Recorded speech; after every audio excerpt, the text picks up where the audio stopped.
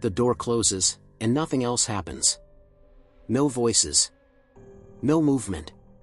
Just time, sealed inside concrete. ADX Florence sits in the high desert of southern Colorado, surrounded by empty land and distant mountains. From the outside, it looks quiet, almost ordinary. But this prison was not built for rehabilitation, or even for routine punishment. It was built to control the uncontrollable. ADX Florence is the most secure federal prison in the United States. It exists for one reason: to hold inmates who cannot be managed anywhere else. Men who have attacked other prisoners. Men who have assaulted staff. Men whose influence or behavior continues even behind bars. The prison's design reflects that purpose. Every detail limits contact. Every system reduces risk. And at the center of it all is a rule that defines life inside these walls. The 23-hour isolation rule. At ADX Florence, most inmates spend at least 23 hours a day alone in their cells. This is not a temporary measure. For many, it lasts years.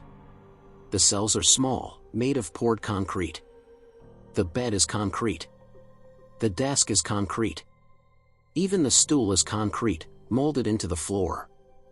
The window is narrow, placed high on the wall.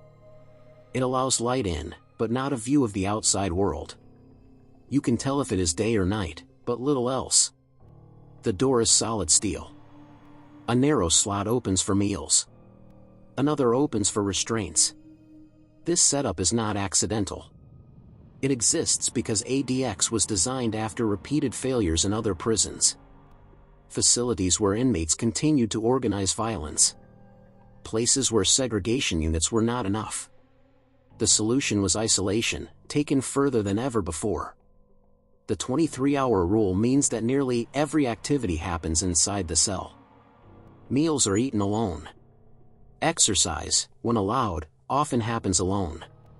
Education, if available, is delivered through cell doors. The single hour outside the cell is not guaranteed at the same time every day. It can change. It can be delayed. It can be canceled for security reasons. This uncertainty is part of the system. Movement through the prison is tightly controlled. When an inmate leaves his cell, restraints are applied. Hands, waist, and sometimes feet are secured. Staff members follow specific procedures, rehearsed again and again. This level of control reduces violence. There are fewer assaults because there are fewer opportunities. There are fewer conflicts because there is almost no contact. But control has a cost. Human beings are social by nature. Conversation, eye contact, shared space, these are basic elements of daily life. At ADX Florence, they are intentionally limited. Some inmates arrive already accustomed to isolation. They have spent years in segregation units at other prisons. Others arrive directly from more social environments. The adjustment is not equal. The silence is often the first thing noticed. Not quiet, exactly, but absence. No background noise from other cells. No overlapping conversations. No movement to track or predict. Time behaves differently in isolation. Minutes stretch. Hours lose structure. Days blur together. The prison provides a schedule, but it is thin.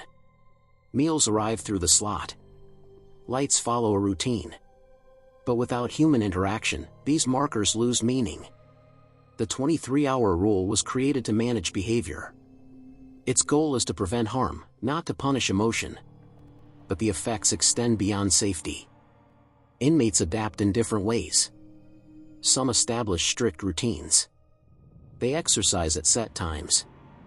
They read the same materials repeatedly. They count steps within the cell. Others struggle to maintain focus. Without feedback from others, thoughts loop inward. Small frustrations feel larger. Communication with staff is limited and formal. Interactions are brief and procedural. There is no casual conversation. This distance reinforces authority. It also reinforces separation. Over time, many inmates stop expecting variation.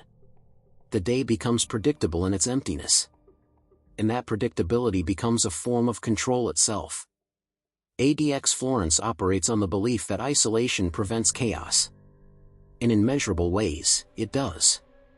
Serious incidents are rare. Organized violence is almost non-existent. The prison fulfills its primary mission.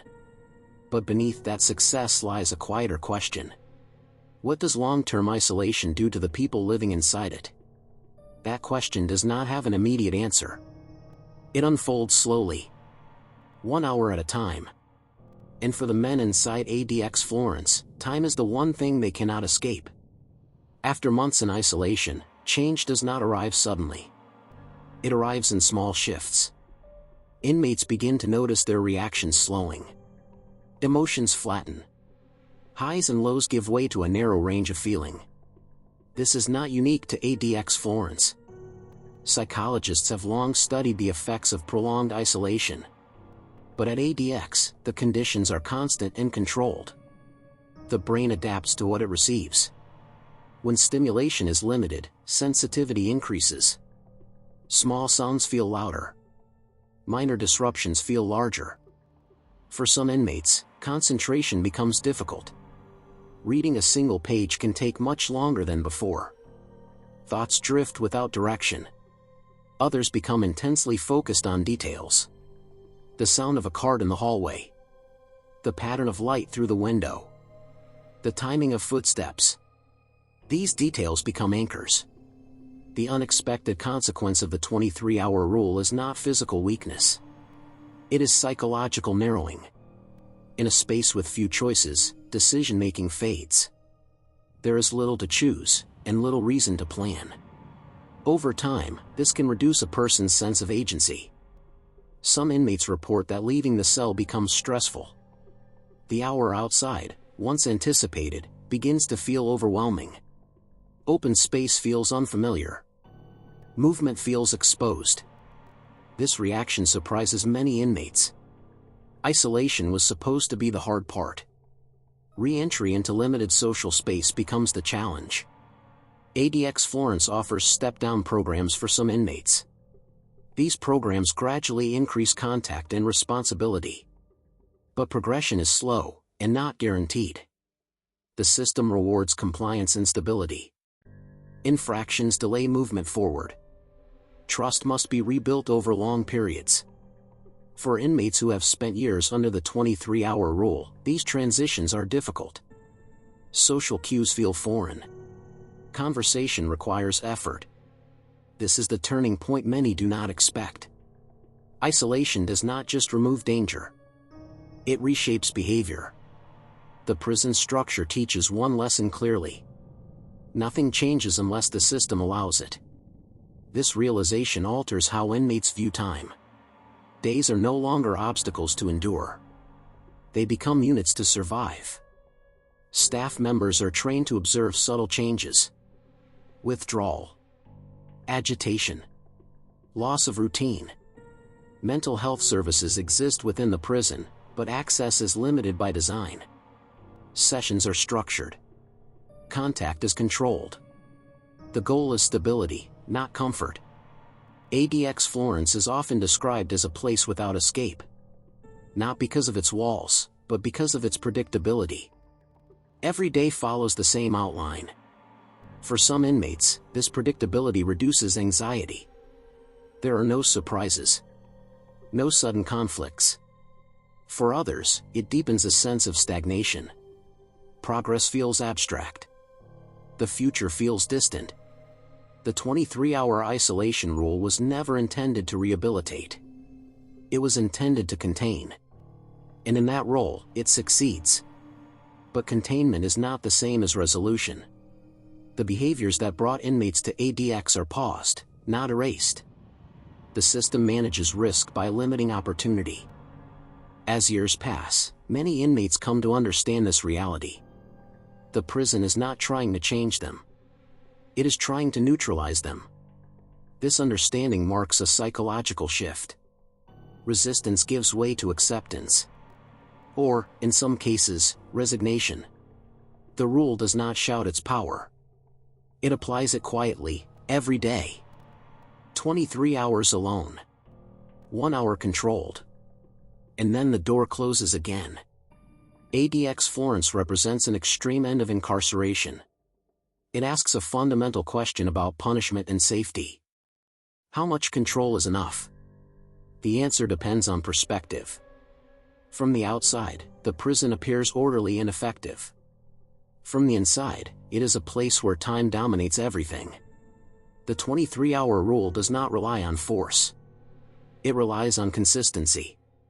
And consistency shapes behavior more deeply than force ever could. In the end, ADX Florence is not defined by violence or chaos. It is defined by stillness. A place where the absence of movement becomes the system itself. Where time is both the sentence and the tool. And where the quiet, more than anything else, does the work.